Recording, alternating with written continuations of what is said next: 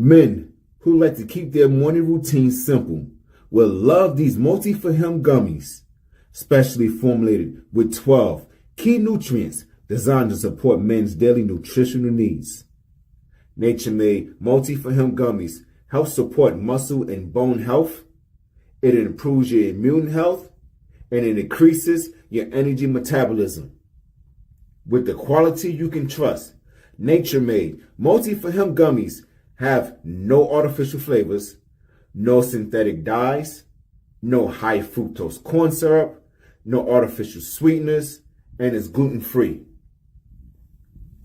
Pharmacists around the world have recommended Nature Made to be the #1 vitamin and supplement brand. So when you need something that's going to help you get you through the day, when you need something that's going to increase your energy to help you get you through that workout, to make you perform as an elite athlete at the top of your ability, try Nature Made multi for him gummies, because you don't want to stop to the 12th round.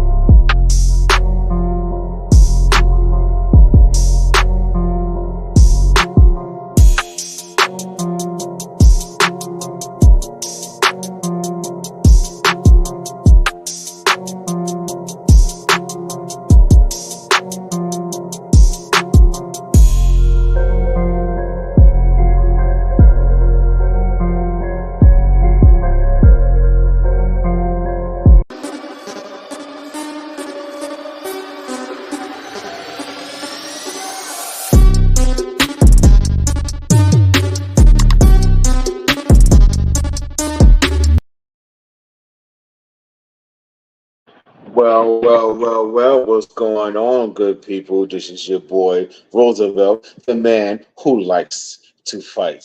And you are watching the best damn wrestling podcast. Now, I know, you guys are thinking to yourself, it's not even Wednesday, but last night was SummerSlam. And we have got to recap what happened on SummerSlam last night. Now, I know you guys are sitting here looking like, where's the rest of the crew? Well, the rest of the crew, they're coming. They're coming.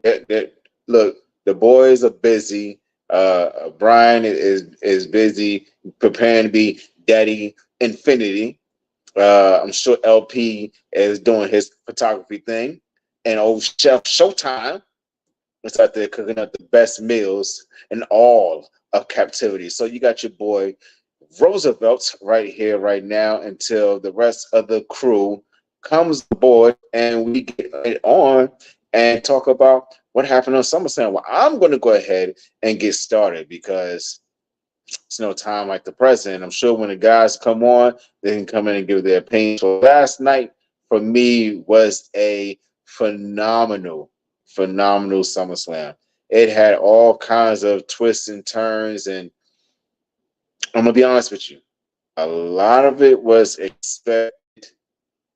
Some of it, no, I'm going to say, yeah, all of it was expected. Exactly how I thought it would play out. I saw soggy-ass Dom doing his dirty Dom stuff and turning on Rhea Ripley last night. I did not see him kissing Liv Morgan the way he did. That was a little much. The dirty Dom. Let's see. Damian Priest and Finn Balor's situation. I saw that coming. We all saw that coming as the writing's been on the wall for a very, very long time. And ladies and gentlemen, we have El Capitan on board with us right here on the best damn wrestling podcast on a Sunday, not a Wednesday, but a Sunday. Ladies and gentlemen, Ryan Renegade. What up, B? Well, thank you. What's up, beautiful people? Oh man, Roosevelt is holding down the fort, man. How you doing, my brothers? Man, I've been campaigning, and waiting to put my boot in somebody's ass. Oh man, who's your next victim? This guy named KT out in Arkansas for Sue Wrestling. I'm going out to Arkansas this Saturday. I'm going to put booster faces, and I'm doing a seminar this weekend too. So it'll be my first seminar that I'm hosting out there in Arkansas before I go to the UK and host another seminar in November. So KT, I hope you're ready. You've been talking a little much. Been running your mouth a little bit. So I hope you're ready to back it up. Oh man, you going all the way to Arkansas to stomp somebody guts in? Because I'm everybody's favorite, every mother's favorite wrestler and every daddy's worst nightmare. I see that, man. Listen, did you have an opportunity to watch the show last night? Yes, yes, and yes, and I'm go ahead and jump into it, because you already know what time it is. It's your favorite segment. Give it to me real quick, B. What is your favorite segment? Hot topics. Hot topics. What's going on? Hot topics, and today's hot topic has got to be Summer Slam 2024. I'm gonna go ahead and rate it as a very high B, very high B, damn near A. This is a damn near A show. Uh, all the this was really good. Nobody had any bad situations, but the reason why I give it a high B because everything was predictable. We saw everything kind of playing the way it did. What about you, B? Well, when you guys did the show on Wednesday, you and Christian, man, and Christian did a great job, by the way. When you guys did the show, you kind of mapped out a couple of things that actually happened during SummerSlam, man. I guess you predicted a new Judgment Day, which was really cool. And I knew that going into the match when Dominic was out there, that he was going, he was going to portray Rhea Ripley. We're going to talk about that in a little bit. And I knew that Rhea and Priest were going to be out of Judgment Day soon. We just didn't know when, but we were kind of predicting it for weeks. You know what I'm saying? That they were going to go ahead and kick Damian Priest and Rhea Ripley out of Judgment Day. So I think that, all the matches kind of had their own aura to it. And I actually thoroughly enjoyed every match, man. So I had to give it, I give it an 8.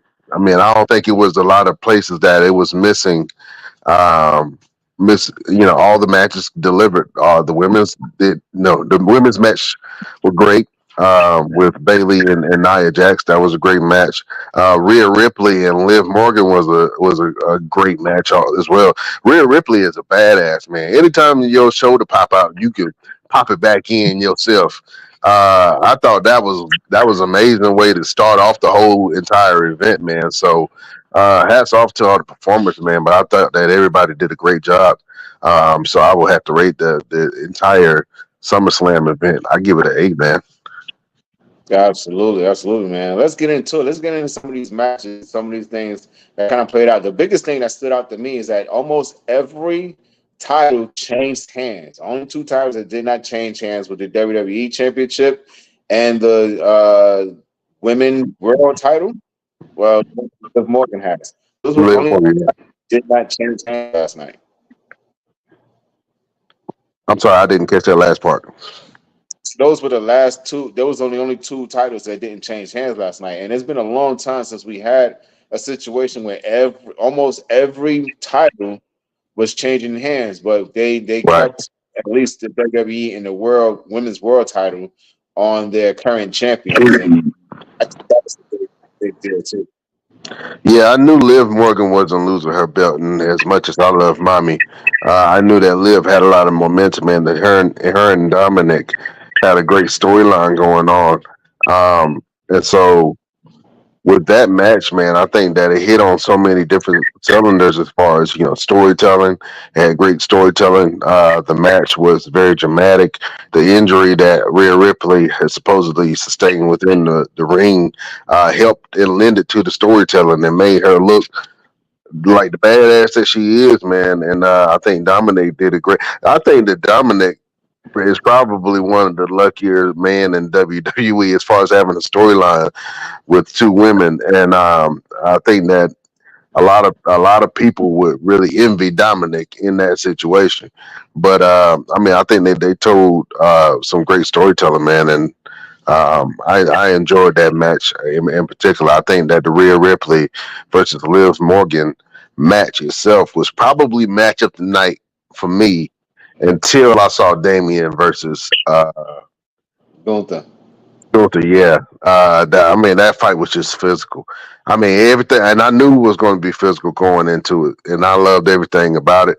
Gunther is very deserving. I know LP was just celebrating in his draws when he saw Gunther won, and I know he was excited about that. You know what I'm saying? But Gunther definitely deserves to be champion, man. And I think that Damian Priest doesn't have to hang his head on anything. I think that he did a great job as champion, man. He made his rounds as champion. He did all the media stuff. He represented not only for himself, but um, the Puerto Rican and Latin communities. So I think that he was a great representation of a champion. I think that he did really, really well. Honestly, I think Damian Priest's run as champion was better than Cody's. Yeah. If I'm being honest, you know what I'm saying? Because at first, there was a lot of people that was doubting Damian Priest, but each week, man, people tuned in to Monday Night Raw to see what was going on. And even though Damian Priest was a little quiet um on his potential and I know he had a lot of distractions going on with the Rhea Ripley being gone and Dominic Mysterio and Liv coming into, and then he had to keep on checking Carlito, and what I'm saying, he got a lot going on, and people kept getting into Judgment Day business, man. But I knew eventually that they were going to go ahead and part ways, man. And I'm not sure if he's going to have a babyface run or if he's going to be in Judgment Day still. But I think that Damian Priest did a great job as champion, man, and he doesn't have anything to be upset about or sad about. I think that a lot of people was pinning him as a transitional champion, and I don't think that was true. I think within his title reign, uh, he did good, man. So right now, Gunther is the new Brock Lesnar. You know what I'm saying? I think for me, two things. One, I think Damian Priest was pegged as a transitional champion, but then when he started showing that he was like a really true champion, that they had no choice but to keep the belt on for a little while longer and let him have a really good run. And another thing that I do want to do is shout out to the Monster Factory out there in New Jersey. That is exactly where Damian Priest actually came from. He was training at. So shout out to Danny Cage and his camp for producing a superstar such as Damian Priest, who went out there and represented in the best way anyone could ever expect. I think better than anybody ever expected him to do. Um, the biggest thing I'm curious about is how things are going to play out with the Judgment Day. Where does that leave? JD McDonough is definitely going to follow Finn Balor. That's without a doubt. But what is Carlito going to do? And where does Finn and Dominic and Liv Morgan play in all this? Like, does this split up the entire Judgment Day in three ways? With Carlito just kind of being the stepchild that no one wants, but somebody's going to. So that's going to be for me. If you start Monday Night Raw off right, you need to start Monday Night off with the Judgment Day. I Yeah. think that's the biggest story. I mean, without shout out to Drew McIntyre and CM Punk and Seth Rollins and their whole situation. But this is a bigger story, and this has the makings for something extremely big with Judgment Day just as by himself. So I think if you start the show off with Damian Priest calling out Finn Balor, and then before Finn can even answer, you got Rhea Ripley coming out and she's pissed off and she's calling out Dominic, and then you got the whole thing going on. I don't think Damien, I mean not Damien, but Finn Balor and Dominic should come out there at all. I think they should have something on the Titantron where they sit there and they say their little piece or whatever, and just keep eluding Damian Priest and Rhea Ripley and kind of build up a bigger fire to me. Yeah, man. I think that they should start it off with Judgment Day, and then you asked the question, where does Judgment Day go? I think that Judgment Day can still um, do his thing without Damien and Rhea there. I think Rhea has kind of transcended Judgment Day as the champion, and she really doesn't need the belt right now in order for her to be the strong competitor that she is. But the reality is that she needs to get that belt back as soon as possible because Monday Night Raw has a stacked roster of female talent that are all vying for that top spot. So um, I want to see her go after gold soon.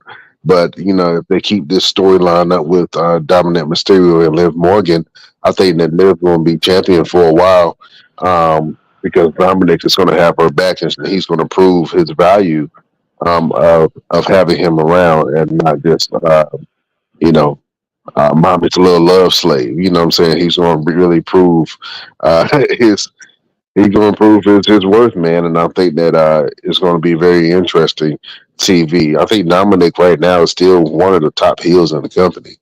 Um, and it proved with this storyline. I think I was more interested in the Liv Morgan Rhea Ripley storyline and match more than every other storyline and match that was on the card for SummerSlam.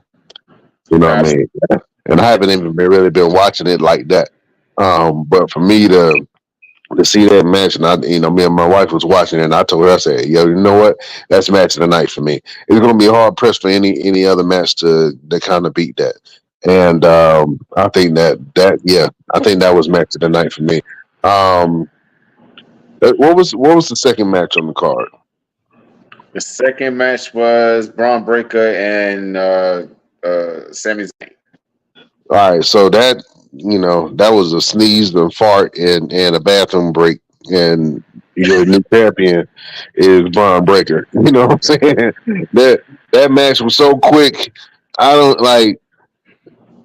I knew Braun Breaker was going to win that. I didn't really see a way of Sammy uh, weathering that fast storm. At first, Sammy was giving it to him, though. You know what I'm saying? Sammy was showing that, he's Sammy's name for a reason, but I know that the momentum that Braun Breaker had, man, it was going to be hard pressed for him not to win that championship, man. And his daddy and his uncle was in the crowd. Oh, he was losing that. Yeah, absolutely. And I think WWE gives it away when they have situations like that, when you have your family in the crowd, and it's like, okay, we know what's getting ready to happen. He's getting ready to win the belt. Like, I think they should just get to a point where they don't show them. Like, they even showed The Rock's mother.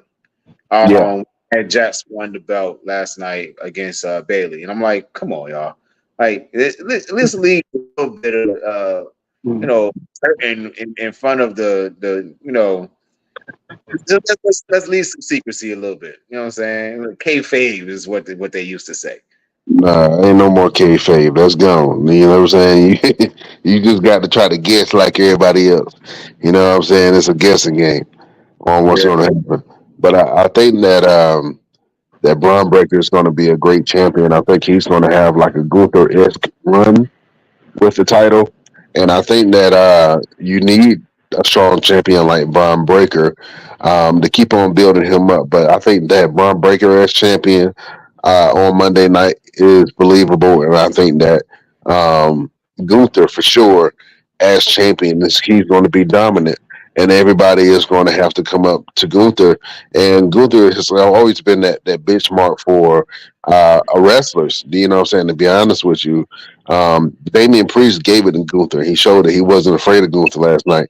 And I thought that Damian Priest at some points was going to pull it off. But I knew that, the big screw job was going to happen because they were kind of hinting at it the whole entire show. Um, but Gunther as champion is absolutely believable, and I think that Braun Breaker as champion is absolutely believable.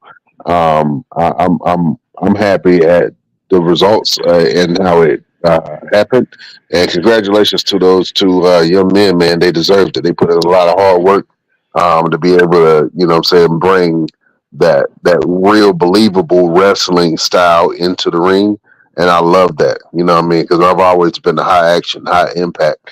Braun Breaker brings that high impact and hard hitting style, and so does Gunther. And I think that you need that as champions moving into this brand new era, especially when WWE goes to Netflix. Absolutely. Now, quick question for you. Do we see Sami Zayn becoming the next world champion? The reason why I asked that is because the path of the Intercontinental Championship has led to a world championship title or a world championship reign. Look at Damian Priest. He lost the Intercontinental title. He became world champion. Sammy's Gunther lost the Intercontinental title. He became world champion. Sami Zayn could very well be next. Do we see a Sami Zayn become a world champion, or does it skip him and go straight to Braun Breaker, who is now the Intercontinental Champion? You know what? I love Sami Zayn, and I've been fighting for Sami Zayn for years. Even when y'all called me crazy, and I was telling y'all that Sami Zayn had the best match at WrestleMania when he fought Johnny Knoxville, and y'all thought I was insane for believing in Sami Zayn. And And then it's Sami got involved into the Bloodline storyline, and he became the beloved figure that he is now. Do I believe that Sami Zayn is eventually going to get the world title? He will get a title, but him being at the top of the company, I don't see that. I see them bypassing that because if they would have done it, they had the opportunity to do it right after the Bloodline storyline, while the stove was hot. They had a couple of times to make Sammy champion, and they didn't pull the trigger on it. And even though Sami Zayn is still a beloved babyface, and you need a good babyface right now, Monday Night Raw doesn't have a babyface as the champion. They got Gunther as a heel, they got Braun Breaker as a heel, they got Liv Morgan as a heel, and they got Judgment Day as the heel tag team champions. You know what I'm saying? So you need a good baby face. Sammy is that baby face, but I don't see them putting the belt on Sami Zayn. I think that train has moved on. Sammy would literally have to be involved into another storyline where people care about in order for him to be propelled to that top spot again. But I don't see that happening because I think if they would have put the title on Sami Zayn that they would have done a long time ago. But to be honest with you, they did something right for the people, and I know it's going to run stale soon. I hate to say it, but the LA Knight thing, they put the belt on LA Knight over over Logan Paul, and I think that Logan Paul. I know wrestlers are going to criticize him for only having two defending matches, but just the speed in which he picked up uh, the wrestling part and the entertainment part and the heel part, the speed in which he picked that up and the performance that he put on every time he gets into that ring, man, that boy, you can't deny. He's undeniable now. He is very talented. He's undeniable. I know eventually he's going to start trying to go after that top spot, but he's going to have to face Cody Rhodes again. And I think that the match between him and Cody was. I forgot about it. I don't even remember the match really. I think it was. I think it was too soon. And the thing that they did get right was, putting the belt on LA Knight. So I know all the LA Knight fans are going to love that. And I think it's a great opportunity for LA Knight to really step up and step into his role. Um, am I excited about LA Knight title run? When he first started, yeah. But after a while, man, he kind of, I don't know, he lost his shine with me. That's just me, and I still like him. But I don't know. I can't watch his matches and get excited. Yeah, I yeah. don't know what his wrestling doesn't connect with me. I don't know why. But when I watch it, I get bored. I don't know why. He can be doing some high hitting, high impact, and the crowd saying yeah, yeah, yeah. But for some reason, it's like it's the same. It's the same generic, and it's just his wrestling style just doesn't excite me in the ring. And maybe it's just me. Maybe I'm tripping. You know what I'm Well, saying? you might get a better insight if you go to our sponsor, sponsored by Idle. Visit www.idlecam.com/ the best damn wrestling podcast, and you may have a better insight on the abilities of LA. How do you feel about LA Knight winning the title over Logan Paul? It was definitely it was time.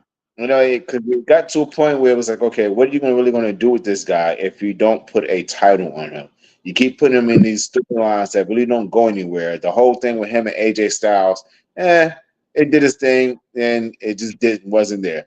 And then him chasing Logan Paul, showing him his house, doing all these different things, stealing his car, and I was like, okay, you got to do something with him now, because if you don't, then you're just throwing all this stuff away, and you're wasting it on. You could have done it with anybody.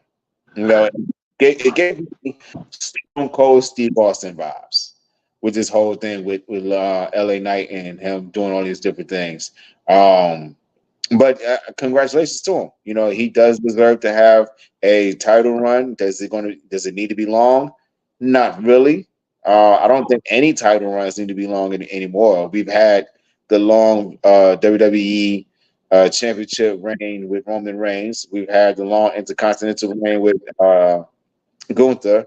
I don't think we need to do it anymore for a good while. And then Bianca Belair being the longest women's champion. Um, And the Usos. yeah, so and the Usos. So we really don't need to do it anymore for a good while, because it's just going to be stale. We need to bring that back whenever um, something good about this long title reigns. And I don't think we've had a really long United States champion. Um, I don't think that a United States Championship get the love that it deserves. You know what I'm saying? I don't think that it gets the love and respect that's due for it. But hopefully LA Knight does something with the belt and put some prestige on the belt where people are chasing it. You know what I'm saying?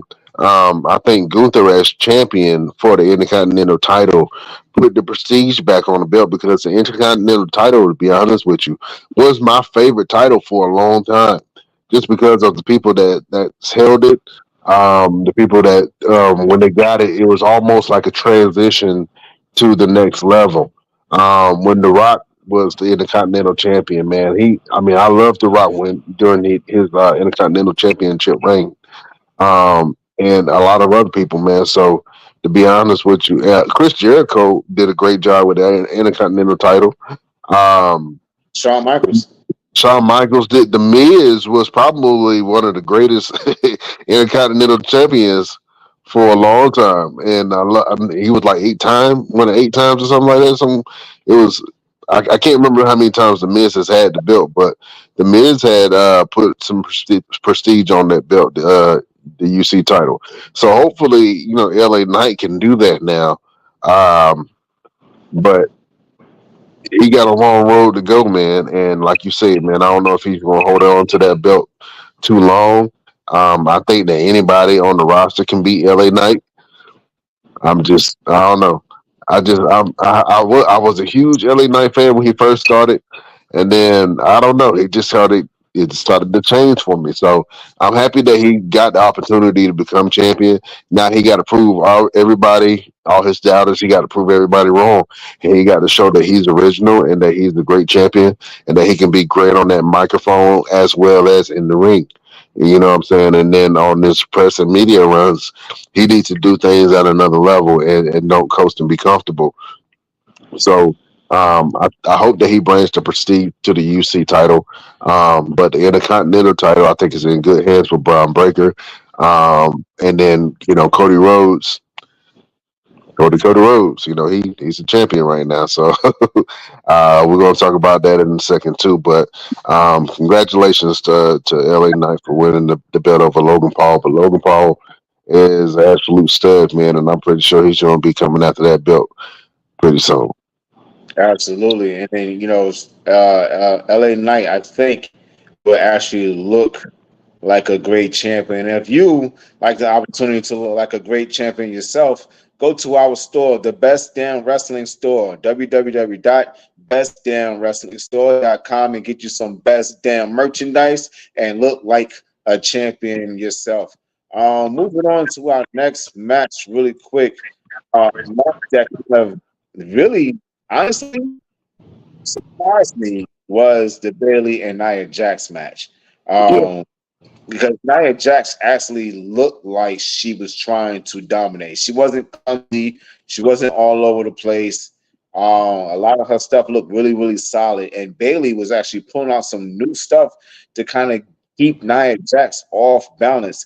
And she looked like she was gonna win. She looked like she was going to win. It wasn't until Miss Tiffy time came in and gave the little distraction and gave Nia Jax a little edge to actually win the championship. But what are your thoughts about the Nia Jax here? I'm a Nia Jax fan, man, so I was happy to see Nia Jax get that win. Not only for her being queen of the ring, but for her to get that shine. She had got fired from the company and let go. At the time, I think she was having some mental health issues, and she had asked for her to have a little bit more time off for her mental health issues, and then they let her go during the releases. And a lot of people thought that was it for Nia Jax. And then she just started working at it, and then ended up coming back stronger and bigger and badder than ever. And I absolutely love that about Nia Jax, how she's unapologetically her. And she's like, I'm big, I'm strong, yeah, I'm all that. I'm beautiful. I can be a champion and still be a representation. And I think that, as far as a dominant woman, I know that Rhea Ripley gets a lot of credit for her being dominant woman. And Bianca Belair gets her credit for being a dominant woman and dominant champion. But Nia Jax hasn't gotten that recognition as a dominant champion, although she was um, women's world champion one time before. I think that this reign is going to be definitely interesting because Nia Jax is really good on the microphone. And I think that she can go back and forth with a lot of women and banter. And it's going to be hard pressed for anybody on the SmackDown roster to take down Nia Jax. You know what I'm saying? She's just she's just bigger than everybody, bigger and stronger than everybody, and she can go on that microphone. So I'm proud of Nia. I'm happy that Nia got this opportunity to be women's champion. I want to see what she does with it. Bailey did a great job. Bailey is like been the glue, and I was thinking about it the other day. I was like, man, all the four horsewomen are pretty much like gone. They're like shadows of themselves, and they have all of these new up and coming wrestlers, female wrestlers that are kind of like pushing them and nudging them out the way. Charlotte is not in on the product right now.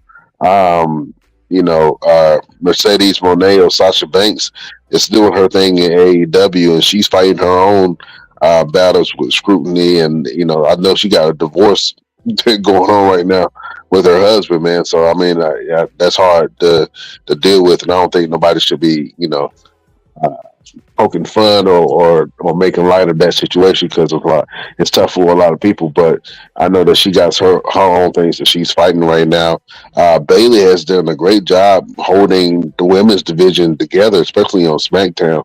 And Becky Lynch is, I don't know, she home? I guess she home, being a mother. So, it's a new generation, a new wave of women. And when you look at the NXT roster, a lot of those girls are hungry. They're young, strong, and it's a brand new breed of athlete out there, man. And a lot of these women are coming from different backgrounds. They have, we watch the Olympics a lot, and they had a comparison between the Olympics and some of the flips and some of the stuff that a lot of the athletes have to do compared to what wrestlers do. And I was like, man, wrestling really encompasses a lot of those sports and a lot of those athletics all in one. And so you look at the women's roster on SmackDown, Raw, and NXT, man. And I think that there's a lot of competition there that's really hungry, and I believe that it's hard for management to really pick the right way to go as far as talent is concerned because there's so many great talented people on the roster right now. But Nia Jackson champion, I love it. It was funny. It was funny because I was watching, and then Nia Jax does the stink face, right? So my brother like, oh man, that's a lot. I said somebody like it. Somebody like it. It's a bunch of dudes right now saying, "I wish that was me. I wish Nia Jax would stink face me." I said some people don't like it, but I know a lot of people. I know a lot of brothers that love it. So, so yeah, man. I love Nia Jax. Congratulations to Nia Jax, man. I think she's going to hold down the roster really well. And I don't understand the pairing between Nia Jax and Tiffany Stratton right now. It almost gives me like Alexa Bliss vibes. Like she got to have when her and Alexa Bliss were like friends. Yeah. It gives me that vibe. It's just such a awkward pairing, and for some reason it works right now. So you know, eventually they're going to do some type of storyline with Tiffany kind of trades on Nia and then cashes in. She's going to cash in on Nia. I don't really see Tiffany Stratton cashing in on nobody else because I don't see Nia Jax dropping that belt to nobody unless Charlotte Flair come back. And that's the only other person I can think about that can even take that belt off of Nia. And that's And about coming back pretty soon and challenging. I think Nia and Tiffany Stratton getting late cool guys. Definitely conspiracy. you're breaking up a little bit, but you said they give you like cool vibes. Yeah, late cool vibes, Layla and Michelle McCool. Um, but I could definitely see Tiffany possibly turning on Nia. But where does that leave Nia? Does that turn Nia as a baby face or does it turn Tiffany Stratton as a baby face? Only time will tell, and we'll see how the fans, because you know how the fans are. They can turn you whichever way they want you to do. So we'll see how it plays out. Another thing that kind of played out kind of wild, but we saw it coming, and we talked about it briefly, is the Damian Priest and Gunther match with Finn Balor getting involved. Like I said, we saw the writing on the wall. We saw how Finn Balor was kind of looking at Damian Priest sideways. There's all these different segments they had, and Damian Priest really trying to take a leadership role with the Judgment Day while Rhea Ripley was dealing with her injury and trying to check in the boys and telling them, look, you need to do this, you need to do that, you need to handle this, and yada yada. And I think Finn Balor kind of felt slighted because, if I'm not mistaken, was Finn Balor? No, Finn Balor was first. Damian Priest brought him first, got into the Judgment Day, right? By Edge. Yeah, first Judgment Day started with Edge and Damian Priest, and then they brought in Rhea Ripley as the Annihilator. So they were actually the first three: Edge, Damian Priest, and Rhea Ripley. And then after that, they ended up bringing in. I want to say they ended up bringing in Finn Balor, and then they ended up kicking Edge out right after they brought Finn Balor in. Yes. Yeah. That's an interesting thing that's pretty much playing out right now. Like I said, it's only a matter of time. We're going to see exactly what happens with that. But let's get to the nitty gritty. Let's get to the main event, and which was Cody Rhodes versus Solo Sikoa in a Bloodlines rule match. First of all, that was obviously going to happen. That was obvious, with all the interruptions and stuff like that. This Bloodline rules match. We just didn't understand exactly. I thought that the whole Bloodline rules match thing at the Yeah, last minute, uh, I think it was a little too rushed. It didn't seem right to me. And for Cody Rhodes to be like, yeah, I accept it, and I know I ain't got no help, but whatever. I'm like, are you stupid? Like who does that? right. Name me one, like I can only think of. You have to be super brave, like a Brock Lesnar, to be like, yeah, I'll fight all of y'all, no problems. I'm not worried about it. You know what I'm saying? And I don't need no help or backup. Brock Lesnar is the only cat that I can think about that don't need no help or backup. And I Um, don't care how big a person is. If you got Brock in the room with five people, I'm Brock gonna take out at least a good four of them before he get to the. He gonna take out all five. Now he gonna. You know what I'm saying? No question about it. I'm sitting right here. Oh, you. Yeah, I don't know. I ain't never seen you fight five people at the same time. So you know, I've, I'm I've, pretty sure. I've one time. We got a whole video. I got to see. But For three guys in a bar by myself, no help. One of them right you, there, like help me. well, you know that win was a little questionable. You know what I'm saying? Them, in that bar video, them boys whooped your ass for a good 5 minutes before you got your second win. Then Hey! Listen. Sometimes a fish got to walk before it swim. Okay. that makes no sense, but okay. Hey, uh, Yeah, man. this entire match, Solo Sikoa from the very beginning has showcased his ability and his skills. Mike, he still needs some work on the mic, but his in-ring ability has always been top notch to me. It's never been a match that I watched Solo Sikoa in, and I was like, this guy needs some work, or he's a little boring. All of his matches have been very intriguing and captivating.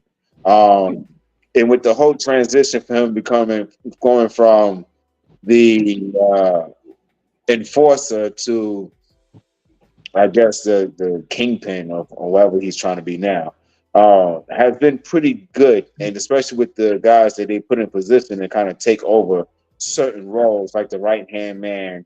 And then we have the Samoan werewolf, who is dangerous.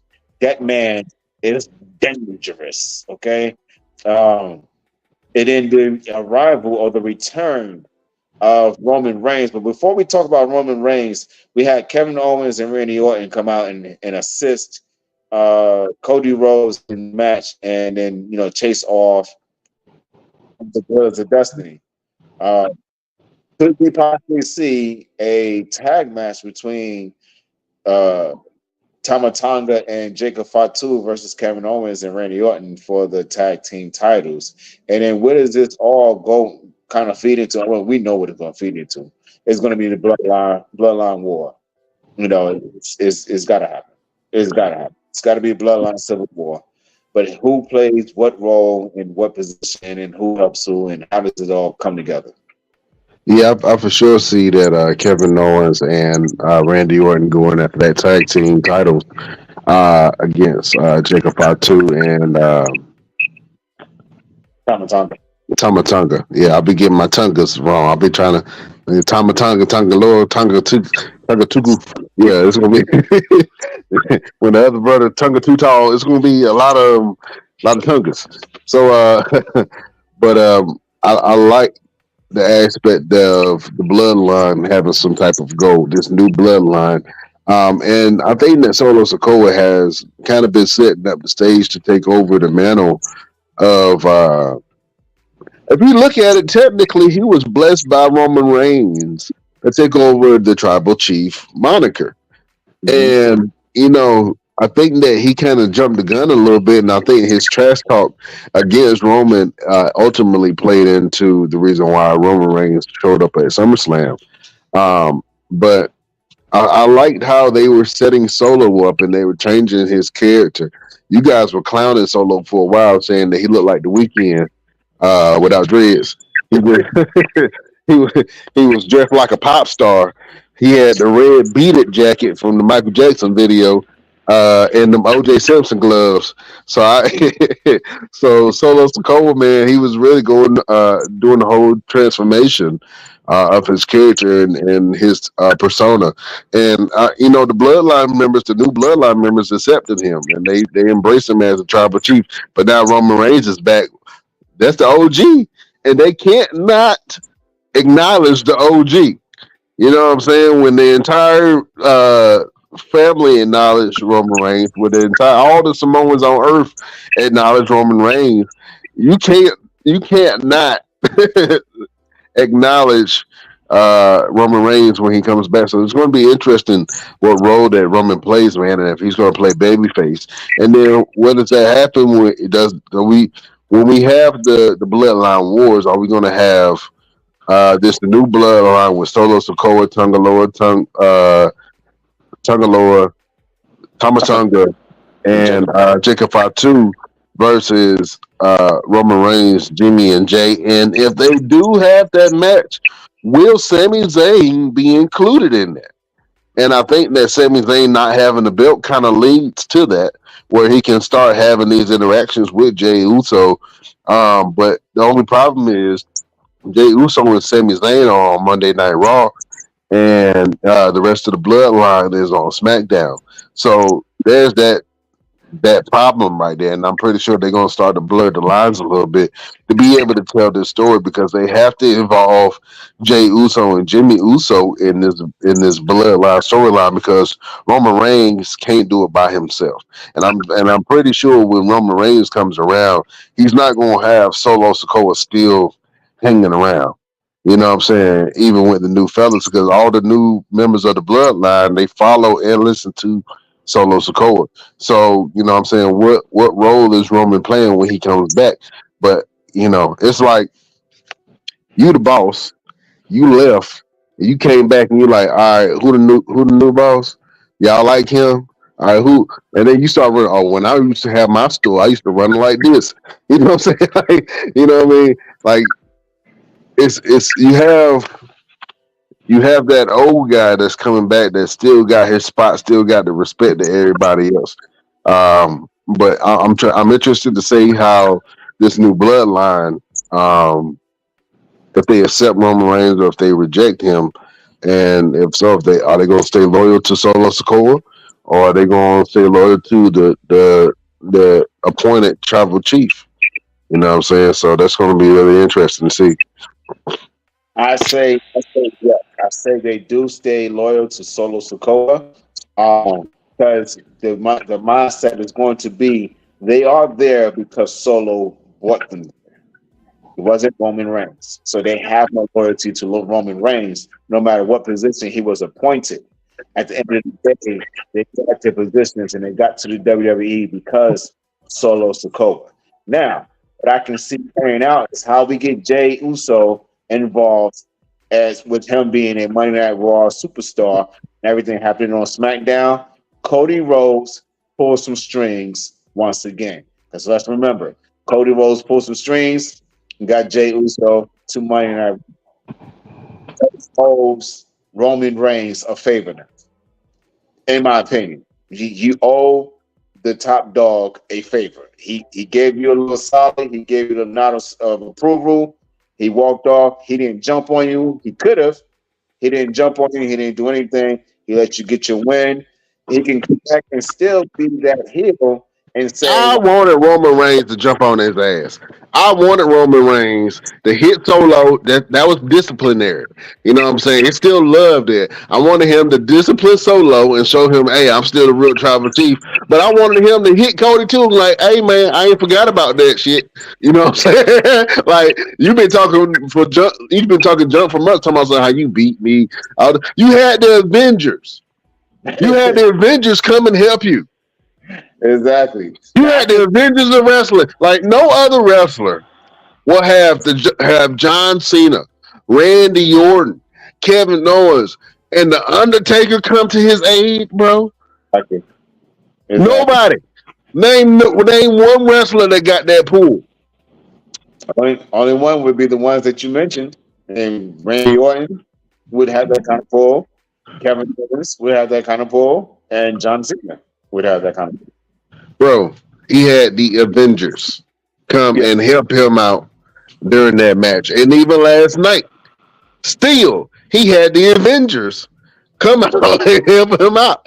You know what I'm saying? Like, Cody Rhodes ain't doing this shit by himself. And I know we talked about it before. If Cody Rhodes was a great champion, I think that Cody Rhodes is a good fighting champion, but he doesn't have any matches so far that I can say, oh man, he solidified himself as champion.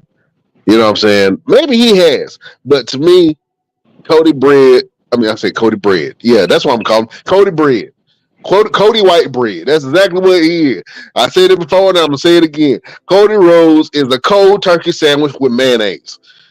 Uh, That's come on. what type of champ. No flavor. Cody Rhodes is a cold turkey sandwich with mayonnaise cut into triangles. Come on. He can come to the bar. He can come to the bar. Wrapped in plastic because he's safe. That's what he is. If Cody Rhodes was a sandwich, I'm telling you, if Cody Rhodes was a sandwich, he would be a bologna sandwich with mustard, bologna and mustard on wheat bread. That's Cody Rhodes, man, as a champion. You know what I'm Uh, saying? Roman Reigns was a whole Chick-fil-A meal. The Roman Reigns was he gave you cinnamon, he gave you everything. He had the seasoning, the spices, all that. Cody, I'm gonna let you know, Cody, if you're watching, no, we know you're watching the show because everyone watches the Best Damn Wrestling Podcast. If you're watching the show, I want to let you know, you may not be nature made, but the nature made for him, multi for him vitamins are. So if you guys want to be at the top of your best, the best of your top, or however you want to put it, make sure you get you your nature made multi for him and multi for her vitamins and gummies. Um, You know what man, Cody Rose is in the world of flavor? Cody Rose is the flavor orange. Like, you know what I'm saying? Cody Rose is orange jello. He's the orange lifesavers. You know what I'm getting at. Nobody likes the flavor orange like that. You know what I'm saying? Cody Rose orange. is What about orange huh? soda? I like orange soda. Everybody like orange soda, and that's but Cody gang he ain't got that fizzle like orange soda. Cody is orange aid. That's what he is. He need that he need that sizzle in the back. He need I don't know what he's missing, bro. I don't know. Y'all if y'all think I'm wrong, then call me on it. But I told y'all before, man, Cody Rose is a cold turkey sandwich with that, mayonnaise. that's Yeah. terrible. That's terrible. This is Um, no flavor in this title run, man. well, speaking of title runs, I don't know what the next PLE is. Do you know what the next PLE is? I'm pretty sure it's gonna be something somewhere. Uh, if I had to, you right, I don't really know what the next pay per view is because they switching stuff so much. Oh snap! We got a villain on the show. Yes, we do. Just in time. LP, what's going on with you and how you feel about something? Oh man, sorry I'm late, man. I'm being caught up in this Olympus. I didn't even know what time it was. I was like, oh shit. Uh I thought it was a pretty good pay per view. There was only two matches that I didn't like, and that was the Drew and CM Punk match, which I knew I was not going to like it, and the Cody Rhodes and Solo. I just I don't think it was a good match, and I'm tired of the bloodline matches. I always got to have 30 people interfering in it. Yeah, we just talked about that. I said Cody Rhodes always got the Avengers to come and help him. Uh, anytime he get in trouble, man. Yeah, it was. I mean, even when I watched it, it was obvious. I knew what bloodline members was coming, and then I knew KO was coming. Then I knew Randy was coming. Then I knew they were gonna run off. Then I knew what was his name, Fatu or whatever the other guy. I knew he was coming, and I knew Roman was gonna come. Like it was nothing shocking about nothing that happened uh, for that match. I don't really think it was no shocking moments. I pretty much knew everything was going to happen. I think most of us knew. We knew Dom was gonna do what he was gonna do. We knew that what was the other supposedly shocking moment? That Finn Balor. I think everybody seen that shit coming a mile away. I Well, just think it. speaking of moments, we haven't done this segment in a very long time. So, LP, I want you to give your best damn moment and just about a couple of seconds. You can come seconds here. You can hold on 1 second. Let me see if I can find this. There we go. LP's best damn moments. Oh man, y'all put me on the spot as soon as I get on. Yep. Um, the best moment of the night would have to be Gunter winning the championship because y'all know I'm a huge Gunter fan. Not that they, he could have. I don't necessarily like the way that they made him win it, but me being a huge Gunter fan, how could I not like that? So yeah, I got to get that because he earned it. He earned that belt. He did. He really did. He absolutely did. And we was talking earlier. We were saying how the path of the Intercontinental Championship kind of leads to the world title. Damian Priest lost the Intercontinental title, became world champion. Gunther lost the Intercontinental title, became world champion. Sami Yeah. Zayn lost the Intercontinental title. Braun Breaker just became Intercontinental champion. Do you feel Sami Zayn is going to become the next world champion, or do you think they're going to skip over him and go straight to Braun Breaker? Who was the next person you said gonna win? You It think said gonna win? Sami Zayn. He was breaking up a little bit, Hell no. but Sami Zayn. He said, "Is Sami Zayn going to become the next world champion?" Hell no. Sammy is no longer the Sammy that he was. You know they started calling him Sammy Hogan. So the fans, for whatever reason, really started flipping on Sammy, which I didn't understand. But the fans ain't even really messing with Sammy like that. So nah, Sammy, hell now. Unless he get back into the bloodline beef and build his stuff back up. Nah, I don't see it. I don't see Brian Breaker getting it no time soon. You know, everybody to get it's not gonna.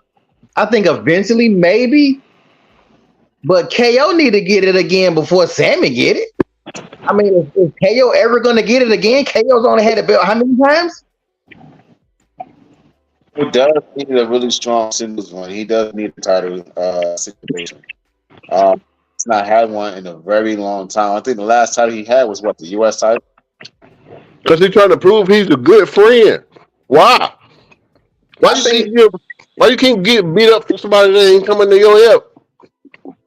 yeah, Friends. I think they just, I think they just don't know what to do with KO. To be perfectly honest, I think they don't know what to do with Randy. Like they got so many characters that they're not letting be their characters. Like They Randy got too needs to much be, talent. yeah, but Randy needs to be a heel. KO needs to be a heel. They got a lot of characters who are better being heels than faces, and that's the problem. Like, look at. Am I wrong? Does KO and Randy not make better heels? Heels? Do y'all agree or disagree with that? If I'm speaking, I think. Go ahead, Roosevelt.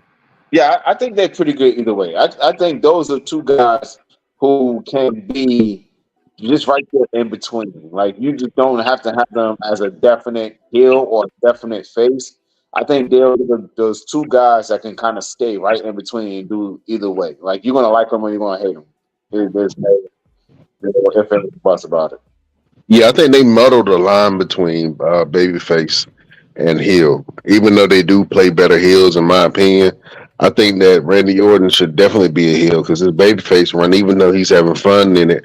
I think Randy Orton's style leads more to a babyface right now, the way he's wrestling, because he's not wrestling reckless. He's not doing anything extra. He's really playing it safe. Um, and so I would love to see Randy Orton have a new resurgence, man. But I think that Randy would need to be. He's gonna have to have some type of faction, man. I hate to say it, but that's where it is right now. Like Randy Orton, even though people love Randy, the reality is, man, Randy is getting old. You know what I'm saying? Just like AJ Styles, I love AJ Styles, man, and I don't know what the hell happened to AJ Styles and Cody Rhodes beefing. But AJ he's getting up there, and I don't think that the WWE fan base really leads to another champion really holding the belt like that. You know what I'm saying? AJ Styles went to Japan and started working some shows. That's what happened with that whole situation. Good for him. Shit. Yeah, They won't use them like that no how. So, might as well go to Japan, get your rocks off where people remember you. You know what I'm saying? And then if you notice that WWE has been working with a lot of companies lately and letting their talents kind of work in the matches. This was unheard of until 2 years ago. You know what I'm yeah. saying? Because if you was a WWE talent, you couldn't wrestle nowhere else. You couldn't pick up no more promotions and no more work and all that shit. Like you had to get clearance for that. So now, they got Shayna Baszler and who else? Who else? They doing blood sport. Uh, Uh, Julius Creed just did it. yeah, Julius Creed and Shayna Baszler. Yep. It was just at an independent show. Then you have Joe Hendry. I hate that. Joe Hendry has made out a deal to where he can still work with TNA, work with NXT, and still take independent bookings, which is very much unheard of. Like his contract. I don't know who cousin or who brother or who husband he is, but his contract is amazing because this Yeah. man has money everywhere. I don't really see his appeal like that, and I guess because of the song or whatever that I believe in Joe Hendry, but he has a lot of appeal right now, and I think that when you are hot like that, and a lot of people are clamoring for you, and you have the majors on, the major companies kind of clamoring for you. I mean, you got some negotiation power in that standpoint. So I like the way Joe Hendry actually negotiated his contract in the way he did because you are between TNA, which is your home, and now you are finagling yourself into WWE and NXT, and the NXT fan base is starting to love Joe Hendry and ask for him and request him. So while he's hot right now, he better strike while the iron is hot and work as much as he can on the endings and build up his name because the WWE will be calling, and I don't think that TNA is going to do nothing. They just going to let them buy out his contract and just keep it like that. You know what I'm saying? But I think that Joe Hendry is going to be a big star, probably in NXT when he does decide to go ahead and move over. One thing I'm kind of surprised about a little bit, and this is an opportunity I think WWE is missing, is that the OC has not had any situation with the bloodline, and that's all the Bullet They Club. did. They did have a situation when AJ Styles got hurt, and then the OC got beat up backstage. That was it. They ain't put up no fight. It was like that was it. They got beat up and they left the bloodline. And then Carl Anderson was like, "I told you not to get it. I told you not to get in bloodline business." He was warning AJ Styles not to get in bloodline business because they ain't want none parts of that, man. You know what I'm saying? You got the entire Bullet Club right there on WWE. That's amazing. And then shout out to Arn Anderson last night, making an appearance on WWE TV, who has not been on WWE anything for a very long time. And that could be That was huge. expectations. Huh? That was huge. That was a big sighting. I was excited as hell when I saw Arn Anderson. I was like, "Oh snap! Is Arn Anderson going to get with Cody? Is Cody going to start a Nightmare Factory here on in WWE?" I would love to see that, man, and I think he needs somebody like Arn Anderson in his corner, man, and maybe he can start something, but I don't see KO and Randy Orton being his lackeys. I don't see that happening. You know what I'm saying? Well, I, I, Arn has Brock and CW. So that could lead to something big there. I would love to see it. I would love to see Brock Anderson and CW Anderson be on some WWE TV. They are making some waves on the independents as a dominant tag team. So it only remains to see what happens with this whole Arn Anderson being a part of WWE now. If he is a part of WWE or he's just made an appearance. What you gonna say? no, I was just going to kind of say what y'all was saying about whether he'll start that group up or whatever, but they got to do something because they got too much talent And I know everybody can't be in factions and groups, but they got to do something, man. They got to come up with another show or do something. Because even when you watch SummerSlam, you realize then there was no Bianca, there was no Damage Control, there was no even really KO and Randy and them. There were so many people who didn't have matches. They just put them in there doing little vignettes with uh who was the big fat guy. I have no idea who he is. I don't listen to country music. The big chopper pork Oh, chop. Jelly Roll, Jelly Roll. Yeah, I guess that was cool. I don't know. I don't listen to country music, so I had no idea who he was. I mean, shout outs to was it Austin Theory because he jumped into that damn Oh yeah. he made that thing look beautiful. I mean, that shit was better than Kane.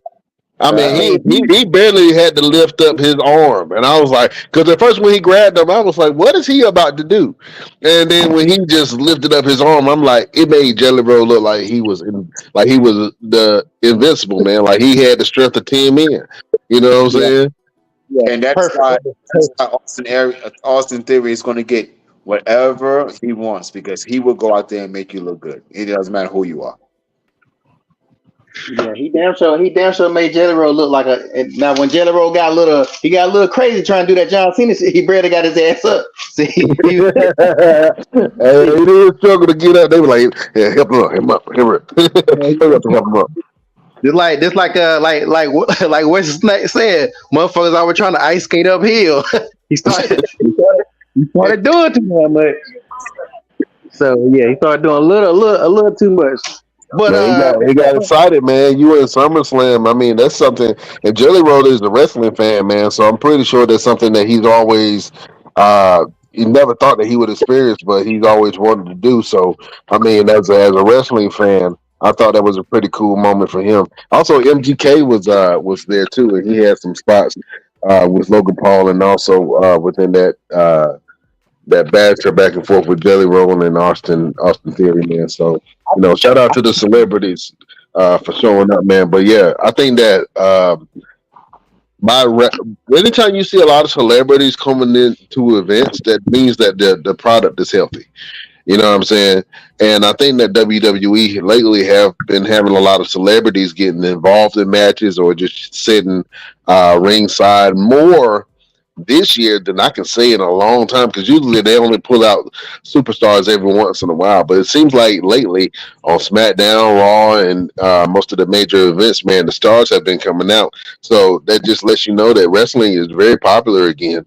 Don't let nobody tell you otherwise because people are always trying to pay attention to what's going on. But right now, I think it's still popular. It's more popular than I think it has ever been.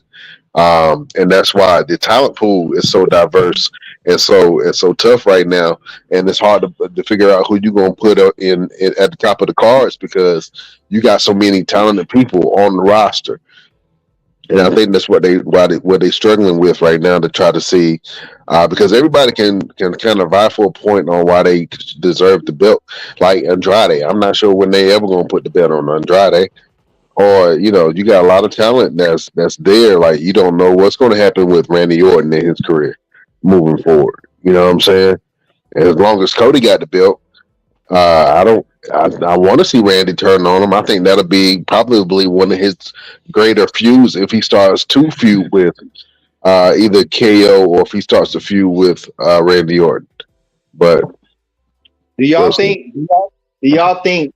Which to me would make zero sense. But do y'all think Cody will lose the belt back to Roman? Cody's going to lose the belt to Randy Orton. Uh, You, I would want to see Randy more than Roman because Roman don't need the belt right now. yeah, Roman don't need a belt for a while, but at the same time, yeah, I'm pretty sure somebody thinking that shit. Like they may not come out and say it, but yeah, I really would like to see Roman wrestle a while without the belt and prove that he can do. Back when Stone Cold and them, or The Rock and them used to lose the belt, they still could be very relevant to the rest of the stuff. So yeah, I don't think he needs the belt, but it's interesting on who you think Cody will lose the belt to. Because Cody, since Damian Priest lost the belt, how long ago was WrestleMania? Uh, Uh, About 5 months ago, Yeah. four or So 5 months ago. Yeah. Damian Priest held it for 5 months. So I think Cody's gonna get at least a year. Maybe not. I don't know. I don't think he's gonna get nowhere crazy like like Roman. No. Like we mentioned earlier, was the era of a long title reign just doesn't need to be happening anymore. Like I think we had enough with it with the Intercontinental title, with the women's title, and the WWE title. I don't think we need to do it anymore for a good while because we need people to forget about the fact that it was happening in order for it to be special. It's not going to be special anymore if they do it anymore. Well, if it's Cody, if it's I don't think that Cody is going to lose it no time soon. I mean, if Cody does lose it, it'll be either at SummerSlam, not SummerSlam. It'll be a Survivor Series or it'll be WrestleMania next year. But I mean, as far as Braun Breaker, I think he'll hold it for a little bit. But Gunther ain't losing that belt. Gunther gonna hold that belt until this new deal with Netflix kick off. I think Cody loses at Elimination Chamber. To who? That I don't know, but I feel because we haven't had a WWE title match on Elimination Chamber in a while. Well, the last one was the last memorable one was Sami Zayn versus Roman Reigns. Okay, haven't Yeah, had Elimination Chamber defense. I think the last one was Brock Lesnar. who? Yeah, I think there was. I think there was. Yeah, it's. I don't know. I think that Randy possibly could be about to start something with Cody because I think Roman will be going through this bloodline stuff. Cody don't need to be nowhere in the mix of whatever they about to do with this bloodline war. But I'm gonna be honest. I'm tired of the bloodline. They talking about they just hired somebody else. I mean, damn it, are they gonna hire the Rock Mama next? Like Yeah, they might. they don't need to put all these Samoans in WWE. And I'm gonna tell you why. Because if you take the bloodline out of the mix, the boys they have brought there, they're not all that. I'm sorry. Even I know the 5'2" guy, he gets all this damn hype, and he's probably a great wrestler, but I don't know him what he's done before. So this is me seeing him for the first time. And I'm not Uh, impressed. All he do is jump in, do some hot stuff, and just scream a lot. Like I have not seen him do nothing yet. I know y'all follow him. I know y'all know a little bit more than me when it comes to his background and how good he is. I know y'all guys say he was better than Solo and all this kind of stuff. But like me watching, I haven't seen him. What has he done? Just like the other two members, what have they done outside of the bloodline? Like these guys will not have a job if it wasn't for nepotism. You gotta go and look them up. You gotta go and look at some of the stuff they've done, and on the independents to really understand their characters now. Jacob Fatu, he's a phenomenal guy. The Gorillas of Destiny, they've done a lot of stuff with the Bullet Club and Japan and all that. So you really have to go back and look at the stuff they've done outside of WWE to kind of understand what their character is now and why they're at, how the commentators say certain things about them whenever they mention their name during the show. I get what you're saying, but if I'm LP, if I'm just a casual watcher, right, and I'm not into the indie scene and I don't know these guys, why should I care other than if they're bloodline members? Now, Jacob Fatu, he came in and he really showed improved. I'm not familiar with Tonga Loa and Tamatonga and their work. To be honest with you, I know they were in the Bullet Club. But then I started when I started digging back for Tonga Loba, most of his stuff was like botches. Like the only thing that I saw a collection of botches that he also included when he was trying to I think he was trying to low blow Kevin Owens and ended up hitting his brother in the head. You know what I'm saying? Like, man, he hasn't impressed at all. So I'm trying to figure out what his role is going to be. I'm like, how you going to low blow somebody and hit your brother in the head? How does that even happen? You know what I'm saying? But But you got to think about it too. when the Usos came out, we didn't know anything about them. They is a lot of these guys. Their characters kind of got to grow on you, and it has to evolve. Well, Um, the Usos came up through NXT, so that's a different story. So we, right, as like you yeah, watch see, you didn't know nothing about them until you saw them come on that stage and doing their the um Haka, yeah. they're dancing. Same thing goes for Roman Reigns, Seth Rollins and Dean Ambrose. I didn't watch them on NXT. I didn't know them until they showed up on Monday Night Raw and did that whole attack deal as they when they came out as a Shield. So a lot of these guys, you got to kind of watch them for a little while and see how their characters develop in order for us to be like, okay, I can see wow, I can get behind this person. Same thing go with Solo Sikoa. I didn't really know nothing about it. I saw him a couple times on NXT. Did a couple nice things, whatever, whatever. I seen like maybe two of his matches. But after that, it was like, okay, well, this guy just popped up on the main roster out of nowhere. I don't know nothing about him. See, but the thing with that is they is the way they did Solo Sokola. Solo Sokola, he had matches. Like I have not seen these guys really do nothing but just be goons. So right now they're not doing anything to make you think these guys are worth all the hype. Like they could be great, but so they got to start doing something to if they're not gonna be a tag team, like the Usos had the benefit of being a tag team. If they're not gonna be a tag team and have some all they gotta do is have a couple of great performances, but everything they do, they jumping or or doing stuff like that. So is being in the blood it's being in the bloodline. Let me ask both of y'all this then. Is being in the bloodline hurting them or or it's better for them because you're not really seeing what they can do because in the bloodline you're going to be under Roman or under Solo or whoever. You're just going to be a goon. If Jimmy was never with the Usos and Jimmy just came out and Jimmy was just a goon for like he is now and just been a goon for the bloodline, nobody would have cared about Jimmy or Jay. So is blood being in the bloodline hurting them or helping them? I Right think that now, yeah, Brian. yeah, I think that for the WWE and the announced teams to establish the characters, it made sense for them to be brought in as the bloodline. And then I think it came at a good time too, where Solo was actively recruiting people, and you had an element of surprise where you knew that they were going to be bloodline members. I mean, we have been talking about this since the inception of the bloodline of who they going to add in. You know what I'm saying? So, um, I think that it helped them in a lot of ways establish who they are or why should people care about them.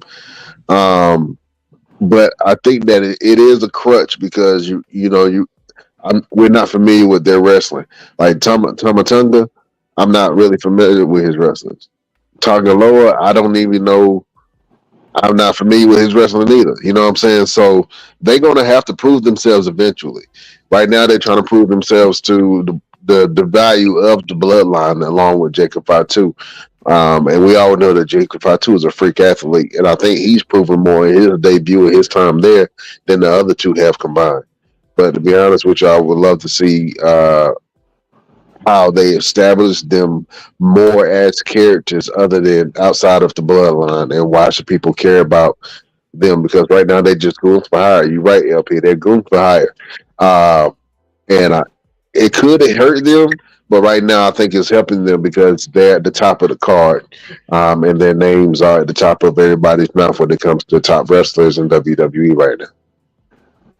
And I really feel like we're going to see a lot more of what they can do and who they are with them being the tag team champions right now. You have no choice but to really put them out there and let them showcase their dominance, their abilities, and why the people should kind of get behind them and see where they stand in terms of the bloodline, um, beyond just being goons and just hitmen and just going out there and just jumping people.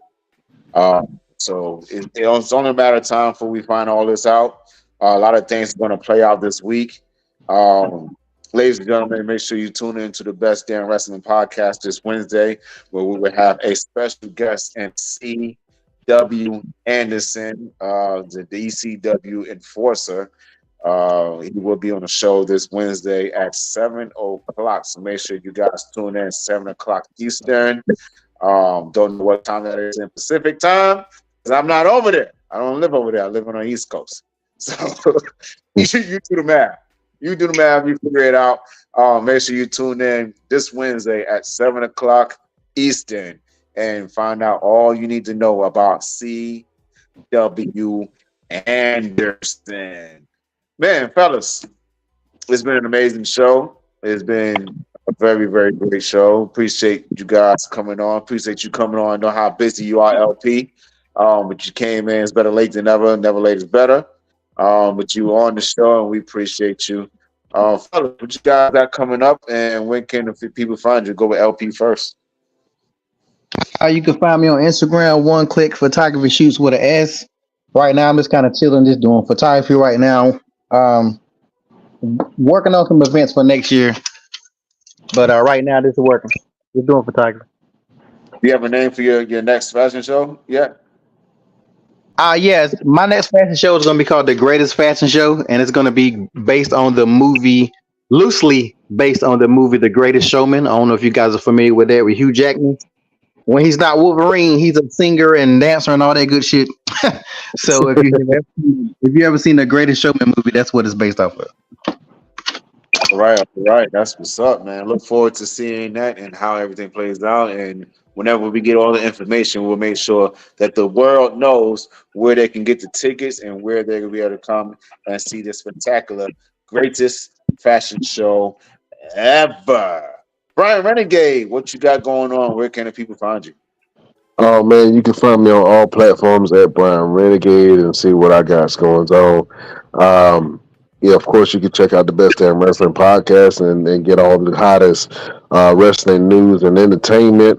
If you're in Eastern North Carolina and you just need somebody to talk to, if you need a therapist that can relate to you and really talk about some of your issues and give you some great pointers to go across and how to live your life right and take your life one step at a time. Go to straightwalknc.com. They have therapists there that can help you out.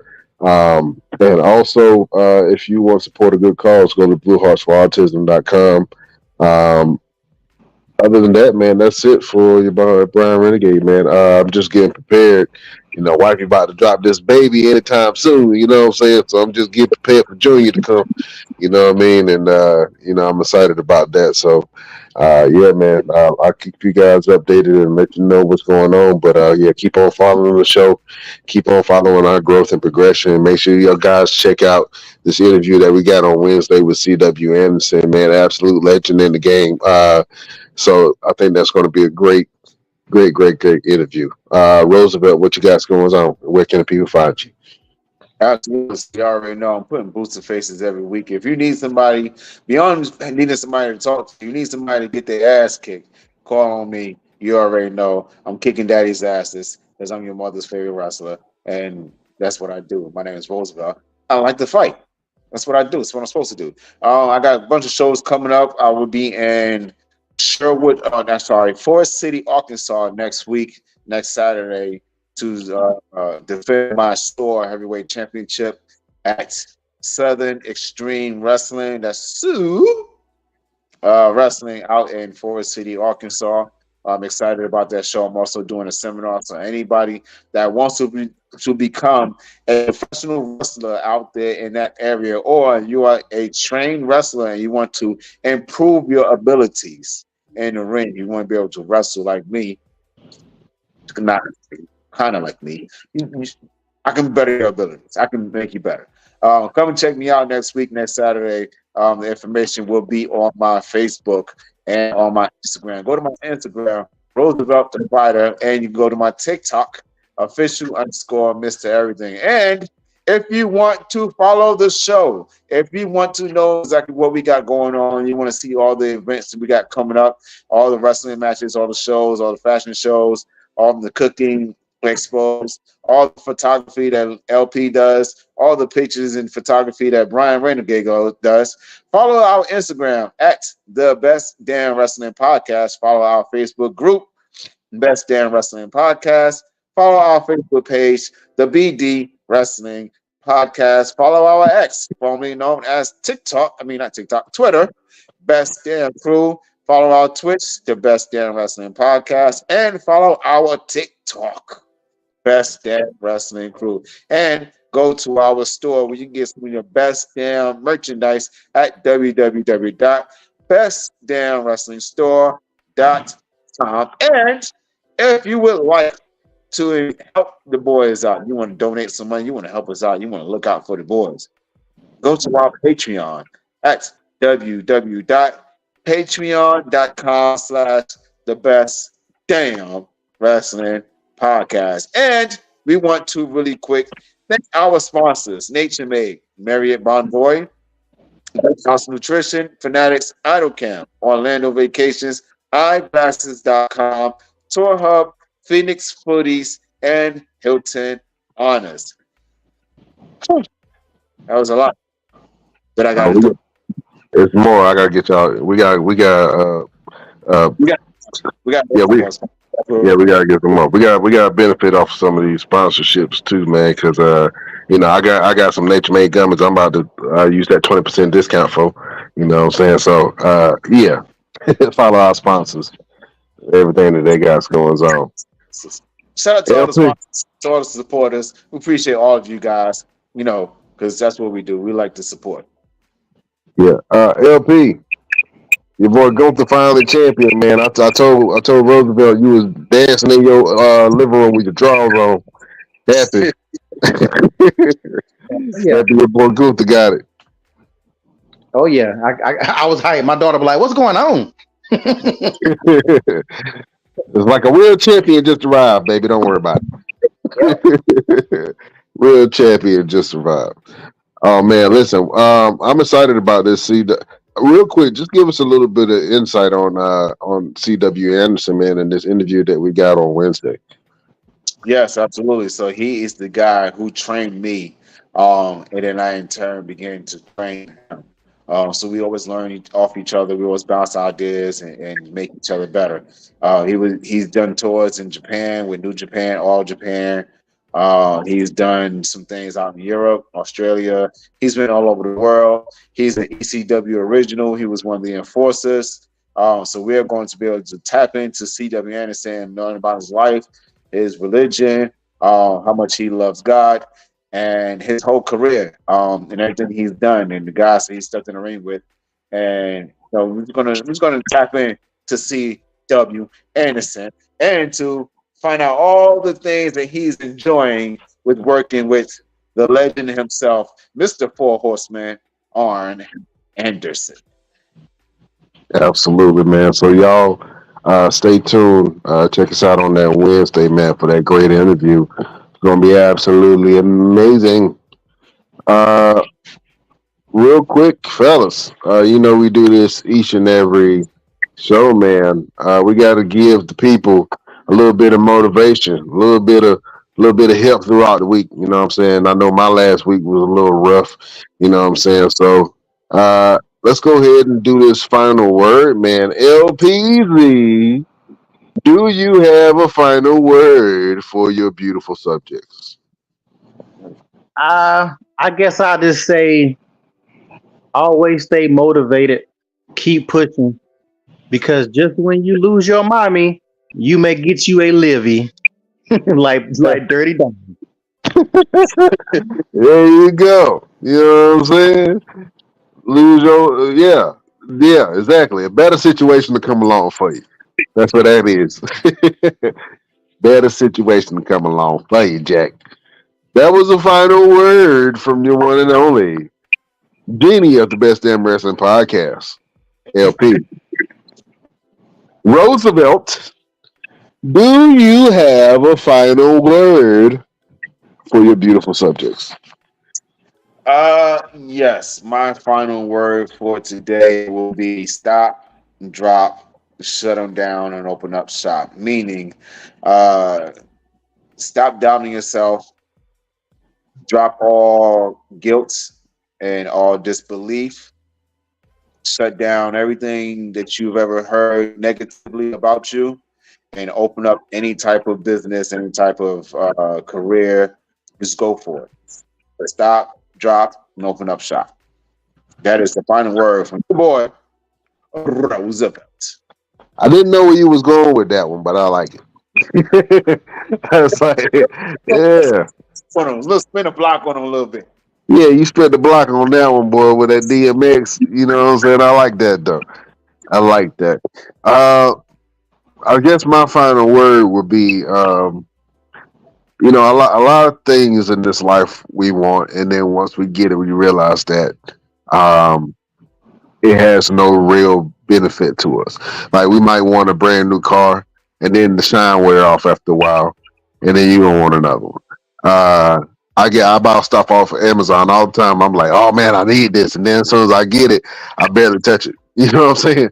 So the things that are important to you are the things that show real value in your life. So I'm gonna leave you guys with this one tip, man. Health is wealth, and I just lost a really close cousin of mine not too long ago, and I just want everybody to take care of themselves, take care of their body, recognize when something is wrong, and try to get address it. Then, as men, and especially as black men or men of color, we can kind of push off, going to the doctor and taking care of yourself and all that stuff.